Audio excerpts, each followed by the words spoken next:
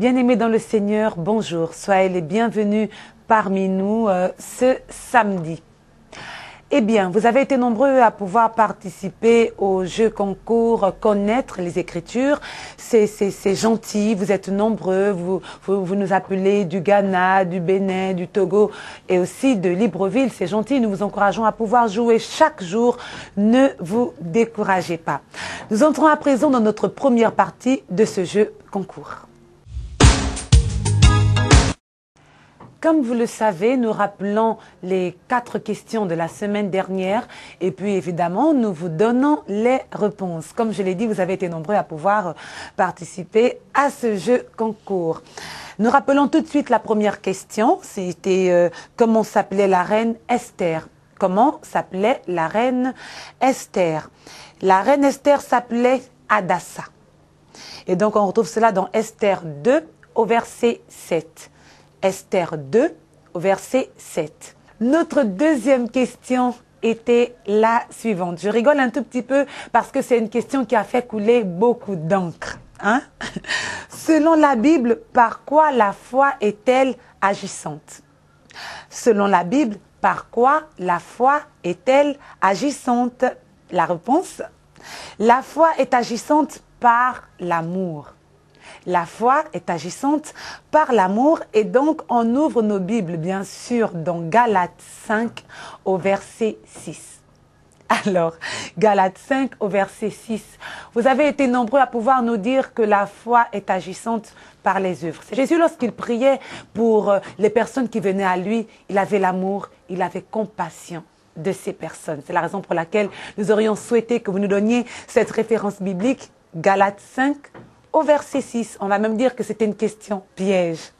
On passe à notre troisième question. Quels sont les Joseph les plus célèbres de la Bible? Quels sont les Joseph les plus célèbres de la Bible? La réponse, il y a Joseph, fils de Jacob, donc Genèse 30, verset 24. Je reprends. Joseph, fils de Jacob. La référence, Genèse 30, verset 24. Joseph, descendant de David. Donc, le mari de Marie. Hein? Vous le connaissez. Hein? Luc 2 au verset 4. Je reprends. Joseph, descendant de David. Donc, le mari de Marie. On retrouve cela dans Luc 2 au verset 4. Le troisième Joseph, célèbre, le plus célèbre de la Bible, donc Joseph d'Arimathée qui mit le corps du Seigneur dans un sépulcre. Je reprends, Joseph d'Arimathée qui mit le corps du Seigneur dans un sépulcre. Donc Luc 23, verset 50 au verset 53. Notre quatrième et dernière question était donc la suivante. Combien de personnes dans la Bible eut de nom changé par le Seigneur? Je reprends. Combien de personnes dans la Bible eut de nom changé par le Seigneur? 6 personnes dans la Bible eut de nom changé par le Seigneur. 6 personnes dans la Bible ont eu de nom changé par le Seigneur. Abraham devenu Abraham. Abraham devenu Abraham. Donc, la référence, Genèse 17, verset 5. Genèse 17, verset 5. Saraï, devenue Sarah. Saraï, devenue Sarah. On retrouve cela dans Genèse 17, au verset 15. Genèse 17, verset 15. Jacob, devenu Israël. Jacob, devenu Israël. La référence, Genèse 35, verset 10. Genèse 35, verset 10. Simon, devenu Pierre. Simon, devenu Pierre. La référence, Marc 3, verset 16. Marc 3, verset 16. Notre dernière question, pas notre dernière question, dernier nom, donc changé par le Seigneur, Jean et Jacques. Jean et Jacques devenus Boanerges. Jean et Jacques, devenus Boanerges, donc la référence Marc 3, verset 17. Marc 3, verset 17. Découvrons à présent les noms de nos heureux gagnants.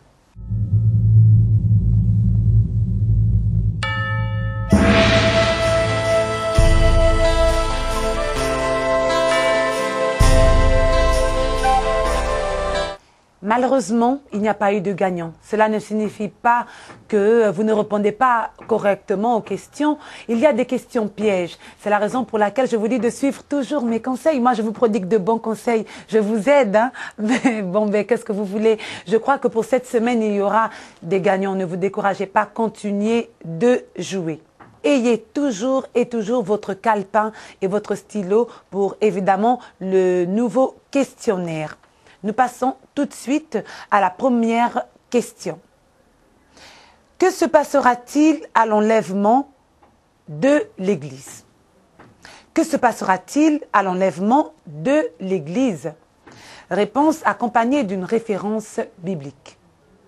Deuxième question.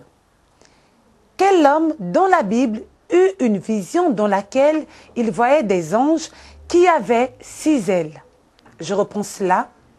Quel homme dans la Bible eut une vision dans laquelle il voyait des anges qui avaient 6 ailes? Réponse accompagnée d'une référence biblique. Notre troisième question. Avec quel homme de Dieu et pour quelle raison l'Éternel Dieu arrêta et fit reculer le soleil? Je reprends cela. Avec quel homme de Dieu et pour quelle raison l'Éternel Dieu arrêta et fit reculer le soleil? Réponse accompagnée d'une référence biblique. Notre quatrième et dernière question. Que se passera-t-il à l'avènement de Jésus-Christ? Que se passera-t-il à l'avènement de Jésus-Christ? Réponse accompagnée d'une référence biblique. Nous rappelons le principe du jeu. On répond uniquement par SMS au 06 03 82 31. Uniquement par SMS au 06 03 82 31. Et pour vous qui jouez, je vous l'ai dit, ne vous découragez pas. La première personne à répondre correctement aux 4 questions gagnera une Bible expliquée offerte par l'Alliance biblique du Gabon. Une Bible expliquée offerte par l'Alliance biblique du Gabon. Et donc, la deuxième personne à répondre correctement aux 4 questions gagnera un CD de louanges de Hugues TN offert par les bureaux Hugues TN. J'ai ce CD à la maison, hein. Ce sont des louanges qui nous emportent, qui nous font du bien. Lorsque vous recevrez ce CD, vous allez vous dire « Ah, Lydie Pascal avait raison, ce sont des louanges qui emportent, qui font du bien. » Alors, je vous l'ai dit, la personne qui répondra correctement, la deuxième personne qui répondra correctement aux 4 questions posées, recevra bien sûr un CD de louanges de Hugues TN offert par les bureaux Hugues TN. Nous passons à présent à notre deuxième partie, donc comprendre les Écritures.